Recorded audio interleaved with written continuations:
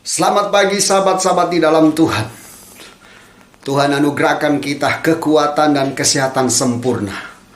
Mazmur pasal 11 ayat yang ke-7. Sebab Tuhan adalah adil dan Ia mengasihi keadilan.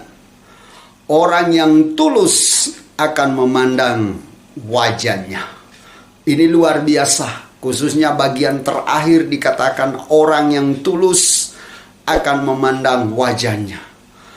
Kalau kita belajar Alkitab, kita akan menemukan bagaimana Musa atau Nabi Musa ini memimpin umat Israel keluar dari tanah Mesir.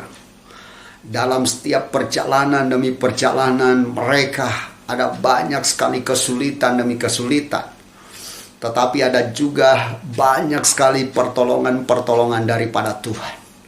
Sahabat-sahabat di dalam Tuhan, di balik perjalanan mereka, kita boleh melihat kehidupan Musa. Musa ini seorang yang sangat tulus hatinya. Kalau kita pelajari sebelumnya, Musa ini sebenarnya sudah dididik untuk menjadi keturunan dari Firaun, dan dia dididik di tanah Mesir, dan dia sebenarnya yang harus menempati kerajaan yang ada di Mesir. Tapi Musa begitu tulus, dia lebih memilih untuk bersama-sama dengan umat Tuhan. Ini yang luar biasa. Dan ketulusan Musa ini tidak berhenti hanya di tanah Mesir. Sampai dia banyak bergumul dengan Tuhan. Dia banyak berjumpa dan bertemu dengan Tuhan.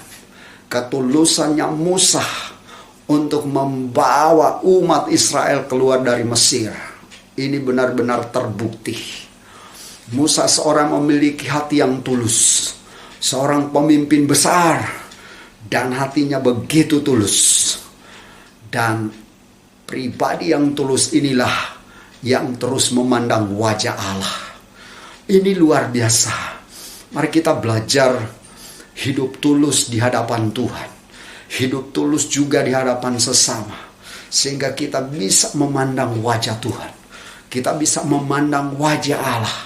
Kita bisa berjumpa dengan Allah lewat doa-doa kita. Dan kita bisa menerima insight, pewahyuan, hikmat daripada Allah itu sendiri. Kenapa? Karena Allah senang dengan orang yang tulus. Allah tidak suka dengan orang yang neko-neko atau berbelat-belit. Allah suka orang yang tulus. Kita sahabat-sahabat di dalam Tuhan, mari kita belajar menjadi pribadi yang tulus. Di tengah-tengah keluarga kita, kita menjadi orang yang tulus. Di tengah-tengah pelayanan kita, di tengah-tengah pekerjaan kita, bahkan di tengah-tengah lingkungan di mana kita hidup, kita belajar tulus. Kenapa? Karena orang yang tulus, dia akan memandang wajah Allah. Ini luar biasa. Ini luar biasa, dan ini yang Tuhan mau kita sebagai sahabat-sahabat dalam Tuhan untuk hidup tulus, untuk hidup sungguh-sungguh menyenangkan hati Tuhan. Ada banyak tokoh-tokoh di Alkitab yang memiliki hati yang tulus.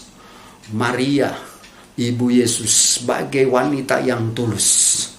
Kemudian juga kita boleh melihat Ruth, seorang yang dari Moab, tapi dia menjadi pribadi yang sangat-sangat tulus. Kita mau belajar. Orang yang tulus, berkat-berkatnya terbuka. Orang yang tulus di hadapan Tuhan, Tuhan yang akan membukakan tingkap-tingkap berkat dalam setiap kehidupannya. Karena itu sahabat-sahabat di dalam Tuhan, mari kita belajar hidup tulus, menyenangkan hati Tuhan, dan juga tulus di hadapan sesama kita. Dan kita akan melihat karya-karya Tuhan yang luar biasa.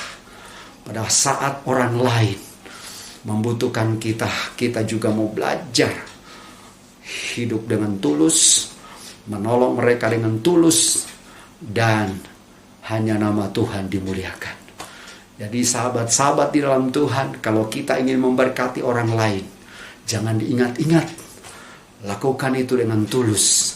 Sehingga orang itu pun melukai kita. Kita tidak mengungkit-ungkit. Kenapa? Karena kita lakukan dengan tulus. Kita mau berubah.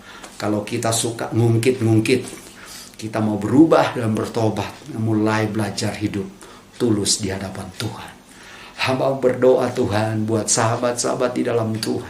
Untuk kami semua supaya kami boleh belajar hidup tulus di hadapan Tuhan. Tulus juga di hadapan sesama dan keluarga-keluarga kami. Terima kasih ya Bapa, bahwa kami hidup terus menyenangkan hati Tuhan. Bahwa kami hidup dalam ketulusan sehingga surga terbuka bagi kami. Terima kasih, dalam nama Tuhan Yesus kami berdoa, kami mengucap syukur. Haleluya. Amin.